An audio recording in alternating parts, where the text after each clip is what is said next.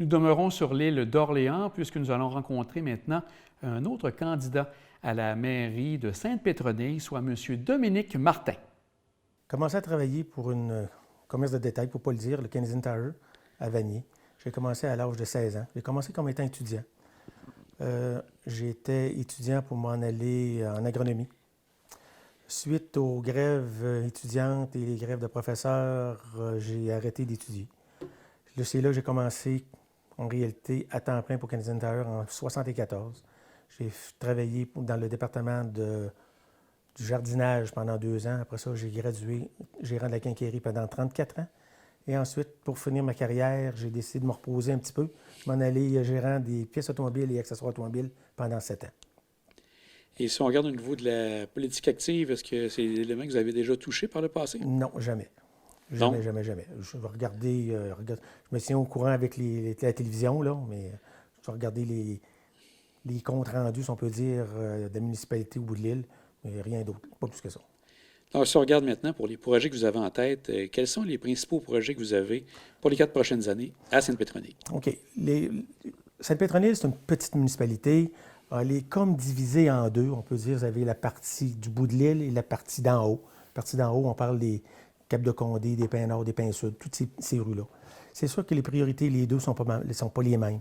On regarde au bout de l'île en bas, actuellement, il y a le gros projet d'infrastructure avec le projet d'assainissement des eaux. Il y a eu beaucoup de critiques, il y a eu des demandes qui ont été faites. On parle juste question de la coupe d'arbres. Excusez, c'était un massacre qui s'est fait là. Je ne peux pas concevoir que couper 240 arbres, c'était obligatoire. J'en parlais avec des citoyens, justement, il y a une quinzaine de jours.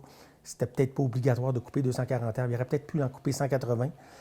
Puis un arbre, quand ça a 15-20 pieds de diamètre de racines, si on coupe les racines d'un côté, ça ne veut pas dire qu'il va mourir.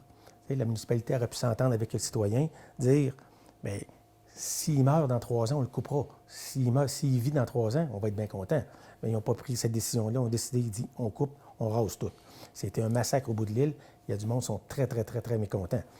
Après ça, vous avez le groupe Assainir et embellir. Il voulait faire l'enfouissement des fils. On parle juste de l'enfouissement des fils. C'est pas la première année. Le projet il est sur la table depuis à peu près une dizaine d'années. Le maire actuel a décidé qu'il faisait un non-recevoir sur les propositions qui ont été demandées au bout de l'île.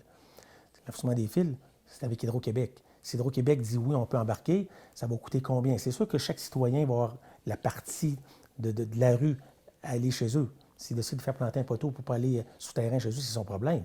Mais au moins, ensevelir les fils, ça aurait pu être fait en même temps. Ça aurait pu être étudié au moins. Mais il n'y a rien qui s'est fait. On n'en parle pas, le projet, c'est ça, point final. Est-ce que là, actuellement, vous avez des idées par rapport à ça? Est-ce que pour les arbres, avez-vous l'idée de faire de la plantation de ce côté-là? Apparemment, ce qui arrive, c'est qu'on n'en connaît pas bien. Il y a eu des séances d'information, mais il n'y a pas grand-chose qui s'est dit.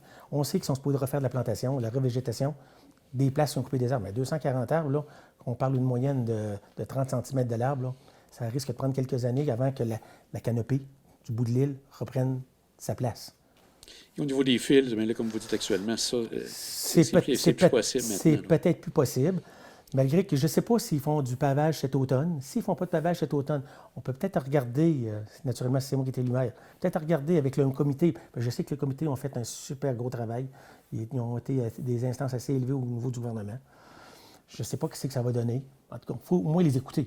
Puis ma première priorité, moi, c'est écouter les citoyens. Je vais être au service des concitoyens. Comme je vous disais tantôt, j'ai pris ma pension, j'ai pris ma retraite, j'ai du temps et j'ai passé ma vie à écouter. On faisait des farces. Quand je parlais tantôt du commerce de détail, moi, étant gérant du département de la quincaillerie, j'étais en face du comptoir de service à la clientèle et toutes les plaintes de clients me passaient des mains. J'en ai passé quelques-unes dans ma vie. Donc, tu sais, savoir écouter, puis j'ai toujours été du côté client. Les citoyens, c'est comme mes clients. Tu sais, je pense un petit peu de ce côté-là. Vous avez parlé de la pointe de l'île. L'autre partie, est-ce que vous avez des projets pour cette partie-là? Bien, la partie d'en haut, je vous dirais que c'est une partie qui est beaucoup plus jeune. On a des super belles infrastructures touristiques, pas touristiques, là. Oui, aussi avec la Goéliche puis la chocolaterie. Mais pour les loisirs, on a une patinoire de deck hockey, on a un terrain de tennis. Mais on regarde la patinoire de deck hockey, je ne vois pas grand monde souvent là. Au tennis, on en voit un petit peu, mais au décaqué, on ne voit rien. C'est un projet qui a dû coûter entre 100 et 150 000 sous-utilisé. Pourquoi c'est sous-utilisé? On ne le sait pas. Pour les personnes âgées, tu sais, personnes à leur retraite, il y a peut-être de la pétanque qu'on peut faire en bois. Il y a plein de choses. Moi, ce que je voudrais faire, c'est qu'en partant peut-être dans le premier mois, dans le 2 mois, vous allez rire, là, prendre la liste électorale, là, me boucher les yeux puis prendre 25 personnes.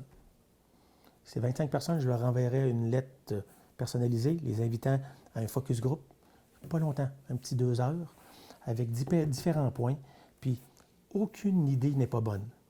Toute idée n'est pas bonne, donc on peut toutes les regarder. Ça soit n'importe quelle idée farfelue, si ça vaut la peine d'être regardée, on va la regarder. On ne sait pas ce que les citoyens de cette Sainte-Pétronille veulent, parce que ils prennent le dernier pouls de la population, on ne sait pas quand est-ce que ça a été. On ne sait pas. À partir d'en haut, ils recommencent à avoir des jeunes. Actuellement, Sainte-Pétronille, on a comme un trou, je vous dirais peut-être un 10, 12 ans, 15 ans, qui n'a pas eu de jeunes. Là, c'est les personnes un peu plus âgées qui commencent à quitter. C'est remplacé par des familles beaucoup plus jeunes. Et vous voulez aller chercher ces jeunes de quelle manière à ce moment-là? Bien, on regarde pour les loisirs, pas compliqué. Je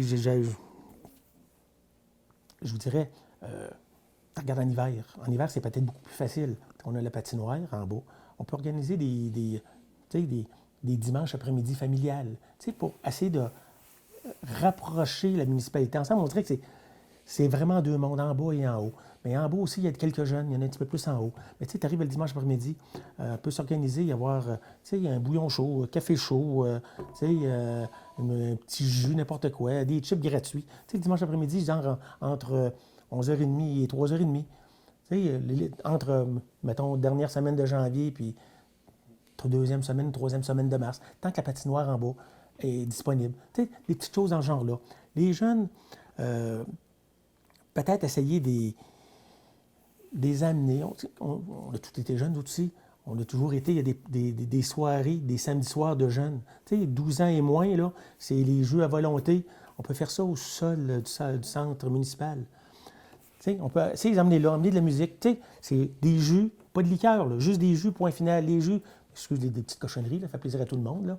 Tu sais, des chips, peanuts, puis chocolat. Tu sais, des petites choses dans ce genre-là. On peut s'organiser peut-être avec une projection de film pour les jeunes aussi. Tu sais, le dimanche après-midi, là. Tu sais, dimanche après-midi, tu regardes l'automne, il n'y a rien à faire. Tu regardes hier après-midi, c'était pas drôle hier après-midi. On peut organiser une petite projection avec les jeunes. On peut s'organiser peut-être avec les municipalités avoisinantes. On peut regarder avec Saint-Pierre, on peut regarder à Saint-Laurent aussi. Tu sais, on n'est pas obligé d'être Sainte-Pétronille. Sainte-Pétronille, première des choses, on ne sait pas l'âge de la population. On n'a aucune espèce d'idée. Il faut demander à la RMQ qui nous sorte des statistiques de 65 ans, il y en a tant. 50 à 65, il y en a tant. On ne sait pas comment il y a de jeunes à Sainte-Pétronille. Fait qu'on va essayer d'orienter, en tout cas, moi, je voudrais essayer d'orienter mes interventions vers le groupe d'âge qui va être intéressé. C'est sûr que s'il y a 5 enfants de 10 ans et moins, on ne fera rien pour 5 enfants de 10 ans et moins. Ça, c'est sûr. On va peut-être regarder avec Saint-Pierre ou avec Saint-Laurent, qu'est-ce qui se fait, puis à partir de là, on va s'ajuster en conséquence.